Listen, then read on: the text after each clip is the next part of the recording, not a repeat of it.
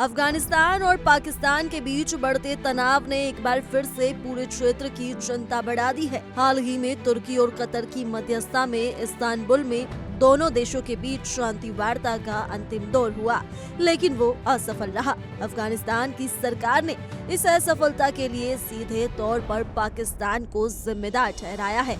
अफगान सरकार के प्रवक्ता ज़बीउल्लाह मुजाहिद ने अपने बयान में कहा कि पाकिस्तान की अनुचित और अव्यावहारिक मांगों ने शांति प्रक्रिया को आगे बढ़ने नहीं दिया। उन्होंने स्पष्ट शब्दों में कहा कि अफगानिस्तान युद्ध नहीं चाहता, लेकिन अगर हालात जबरदस्ती बिगाड़े गए तो देश अपनी रक्षा करने का पूरा अधिकार रखता है।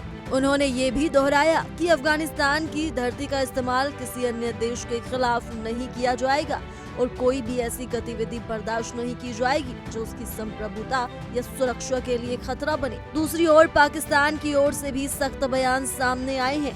पाकिस्तानी रक्षा मंत्री ख्वाजा आसिफ ने वार्ता शुरू होने से पहले ही चेतावनी देते हुए कहा था कि अगर बातचीत नाकाम होती है तो नतीजा केवल जंग होगा। ये बयान सोशल मीडिया पर तेजी से वायरल हो गया और दोनों देशों के बीच पहले से मौजूद तनाव को और बढ़ा दिया। वार्ता टूटने के बाद ख्वाजा आसिफ ने फिर कहा कि बातचीत अब समाप्त हो चुकी है। हालांकि मौजूदा संघर्ष विराम तब तक कायम रहेगा जब तक अफगानिस्तान की ओर से कोई उल्लंघन नहीं किया जाता। पाकिस्तान के सूचना मंत्री अताउल्लाह तरार ने भी यही रुख अपनाया और कहा कि पाकिस्तान शांति और स्थिरता का समर्थक है, लेकिन अगर उसके नागरिकों या सुरक्षा पर कोई खतरा हुआ तो वो उचित कदम उठाने में हिचकेगा नहीं। तुर्की ने पिछले महीने घोषणा की थी कि दोनों देशों के बीच संघर्ष विराम को लागू करने के लिए एक मॉनिटरिंग और वेरिफिकेशन सिस्टम बनाया गया है, जिसका उद्देश्य था कि अगर किसी पक्ष से उल्लंघन होता है तो उसके खिलाफ कार्रवाई की जाएगी।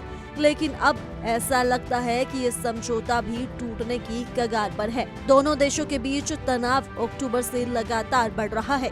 दरअसल काबुल में हुए 2 बड़े धमाकों के बाद अफगानिस्तान ने खुलकर पाकिस्तान पर हमलों की साजिश रचने का आरोप लगाया था।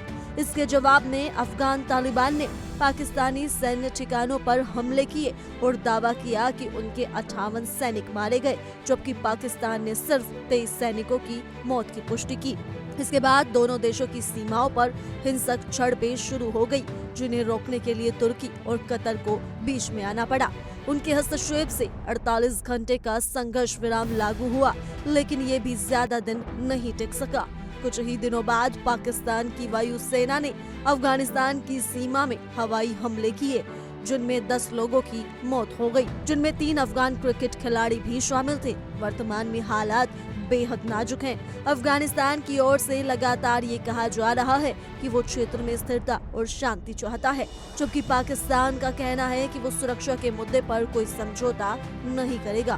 दोनों देशों के बीच वार्ता का ये टूटना न केवल दक्षिण एशिया बल्कि पूरे मध्य एशिया की स्थिरता के लिए एक गंभीर खतरा बन गया है। अगर जल्द ही कोई ठोस मध्यस्थता नहीं हुई तो ये तनाव एक बड़े संघर्ष का रूप ले सकता है, जिसका असर पूरे क्षेत्र पर पड़ेगा। तो फिलहाल के लिए इस रिपोर्ट में सिर्फ इतना ही। ज्यादा जानकारी के लिए जुड़े रहिए इंडिया डेली के डिजिटल प्लेटफॉर्म के साथ।